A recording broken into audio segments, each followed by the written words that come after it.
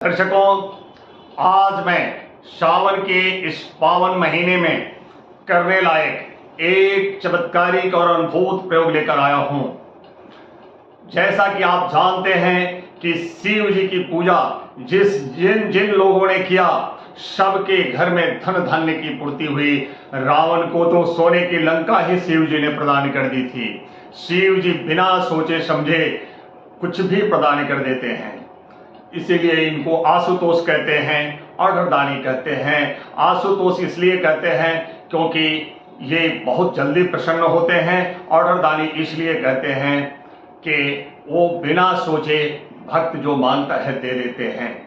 कभी कभी स्वयं भी भक्तों के जाल में फंस जाते हैं, जैसे भस्मासुर ने उन्हें ही जाल में फंसा रखा था।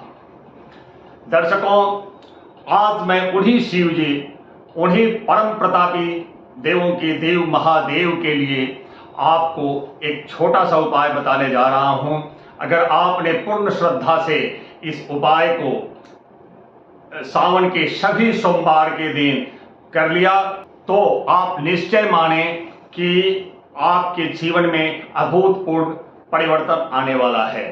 दरिद्र से दरिद्र इंसान राजा की तरह जीवन जीने लग जाएगा। कंगाल से कंगाल आपने सिर पर छत्र लेकर चलेगा। इसलिए आप लोग ध्यान से मैं जो उपाय बता रहा हूं उसे सुने। सर्वप्रथम आप एक ऐसे शिवलिंग का चुनाव करें जिस शिवलिंग में की पूजा करने बहुत कम लोग आया जाया करते हैं। शिवलिंग होता है। वो ऐसा मत सोचना कि मैं जो बता रहा हूं उस शिवलिंग पर आपने पूजा किया तो आपका पूजा फलीभूत नहीं होगा। शिवलिंग स्वयं प्राण प्रतिष्ठित होता है। इसलिए ऐसे शिवलिंग की आप खोज करें जहां आप आसानी से पूजा कर सके, विधिवत पूजा कर सके। जहां बहुत लोग आते जाते हैं वहां आगे बढ़ो लोग करने लगते हैं और आदमी ठीक से पूजा भी नहीं कर सकता। ठीक से पूजा क्या, ठीक से शिवलिंग का दर्शन भी नहीं कर सकता। इसलिए आप ऐसे शिवलिंग का चयन करें जहां कम लोग आते जाते हो। वहां जाकर आप सर्वप्रथम शिवलिंग को जल से बढ़िया से साफ करें, उस जगह को साफ सुथरा कर दें। उसके बाद आप पंचामृत से स्नान कराएं। फिर पंचामृत से स्नान कराने के बाद आप शुद्ध जल से स्नान कराकर गमछा से आप पूरे शिवलिंग को बढ़िया से पोंछें। उसके बाद जब पानी सूख जाए तो आप सफेद चंदन से शिवलिंग पर त्रिपुंड और त्रिशूल बनाएं। उसके बाद आप हार श्रृंगार का इत्र पर छिड़कें। उसके बाद आप संभव हो तो हार श्रृंगार का ही आप पुष्प लेकर शिव जी पर अर्पित करें। अन्यथा कनेर का पुष्प या जो भी पुष्प शिव जी पर चढ़ाया जाता है वो सब चढ़ाएं।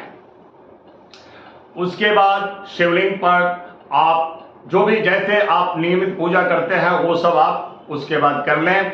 और तब जो 51 नागकेशर आप ले गए हैं, 51 नागकेशर को आप ओम नमः शिवाय इस मंत्र का जाप करते करते 51 बार में 51 शिवलिंग पर नागकेशर चढ़ा दें। उसके बाद शिव जी से अपने जन्म जन्मांतर के किए गए पाप तापों के लिए क्षमा याचना करें तथा उनसे निवेदन करें कि हे प्रभु, आप हमारे जन्म जन्मांतर से जो हमसे अपराध बन गया हो, जाने अनजाने कोई गलती हो गई हो, उसे आप क्षमा करें और जो अकाट्य हो उसे भी आप जलाकर भस्म कर दें। उसके बाद आप शिव जी को प्रणाम कर आधी प्रदक्षिणा कर आप घर वापस आ जाएं।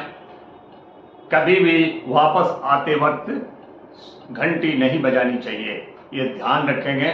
घंटा बिन बजाए आप वापस आ जाएं घर में। और आप ये हर सोमवार को यह उपाय जरूर करें।